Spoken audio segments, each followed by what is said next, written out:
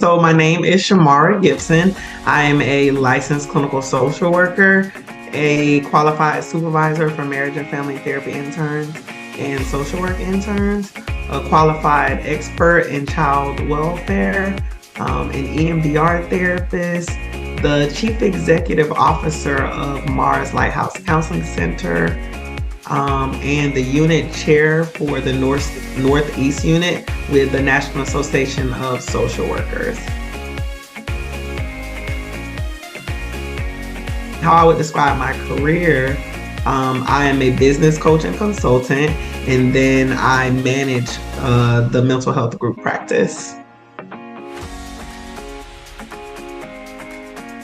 I studied clinical social work in school, and my undergrad was in psychology. And I decided to study clinical social work because I wanted to do therapy. I knew I wanted to do direct practice.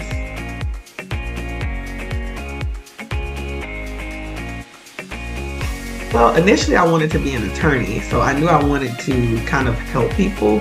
And I actually got into a car accident on my way to take the practice LSAT. And I basically changed my mind and decided to go to graduate school instead of law school. I saw a psychologist on Oprah and I got really inspired by her and the way she was able to help people understand their feelings. So I decided to go to grad school, only applied to one graduate program, and then really my path as a trauma therapist, child therapist, everything kind of just aligned and fell into place. I interned at a child welfare agency, got certified as a child welfare case manager. That's where I became a qualified expert, so I learned all about trauma. And then from there, became like a trauma therapist. And so all of my jobs and positions, starting from my internship, kind of lined up.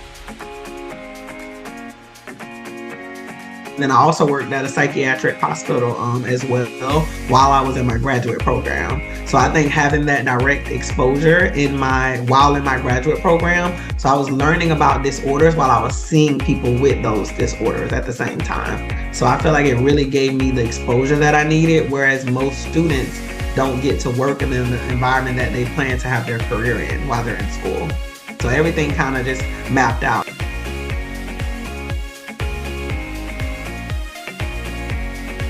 So at my internship, I think I really learned about court. As a part of both of my internships, I went to court. I interned at the Public Defender's Office of Social Services, and then I interned with a child welfare agency, and we had to go to court every other Monday. So getting that experience in court made me understand what's needed, the legality of it. And so I'm able to use that court experience now when I'm talking to some of my clients. I can kind of tell them what to expect. Like I've had to help children get prepped for court, like for dispositions. So I'm like, hey, you can talk to the judge in chambers. Hey, you can have a guardian ad litem that can help you. So having that experience with case managers, guardian ad litems, case plans, I'm able to kind of use all of that with my clients today that maybe become involved in the dependency system. And then I also was able to use that as a sexual abuse therapist because I had some clients who had been abused. So the whole abuse reporting, everything that you learn about in school, I was able to kind of use that in my careers and then in those internships and then now in my professional career.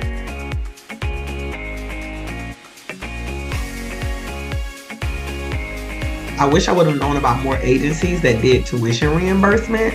I think that's very important when it comes to seeking a graduate education, is the idea that you can work at a place and work for them for 2 years. I know DCF was doing it.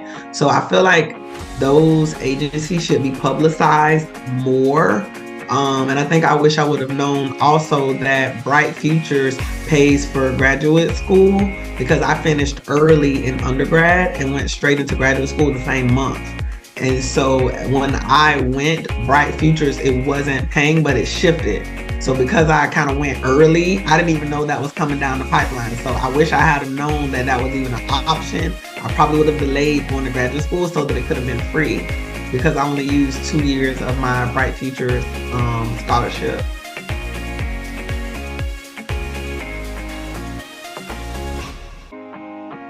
I would recommend them interviewing people that are doing the jobs that they want to do or that are majoring in things that they want to major in. I talked to some of my psychology professors to determine if I wanted to pursue a graduate level degree in psychology versus social work. So talking to the people in those career fields really helped me decide what to major in graduate school. And then I would say be focused on the goal ultimately, because I had a job in undergrad for 5 years that had nothing to do with psychology or social work. So I changed jobs to get experience in my field. So I quit the job I had for 5.5 years to work at a psych hospital because I knew that when I graduated, I didn't want to have 2 degrees with no direct experience.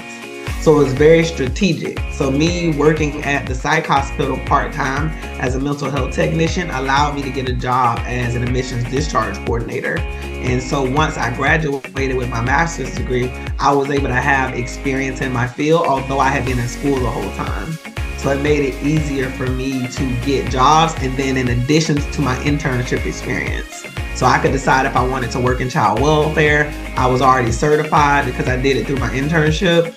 And then the other thing I would say is to look at certificate programs that you can qualify for with classes that you're already planning to take. So because of my interest in child welfare, I looked at the course requirements for the certificate program, and I just chose some of those as my electives. So I didn't necessarily have to take more classes to get the certificate in child welfare at the same time that I got my master's degree. So I looked at the requirements for my internship, for to become a certified child welfare case manager, and to get my certificate, and the qualifications overlapped. So I would say be strategic.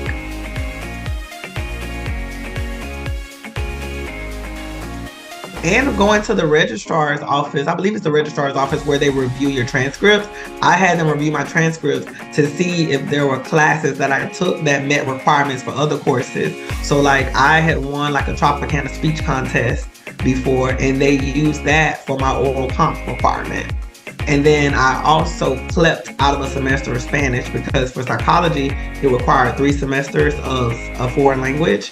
And I had taken Spanish in high school, so I took a CLEP exam. So also even just exploring the CLEP exams that you can take to decrease some of the time that you're in your program. So you can actually get the credit by taking an exam as opposed to having to take that whole class.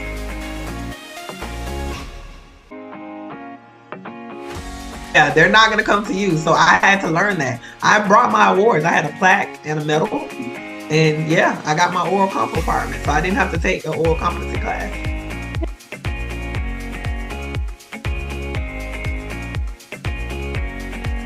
And where you decide to do your internships, to me, plays a large role in the jobs and opportunities that you're going to get, because that's really your work experience. And then if you're lucky, you can get hired at your internship.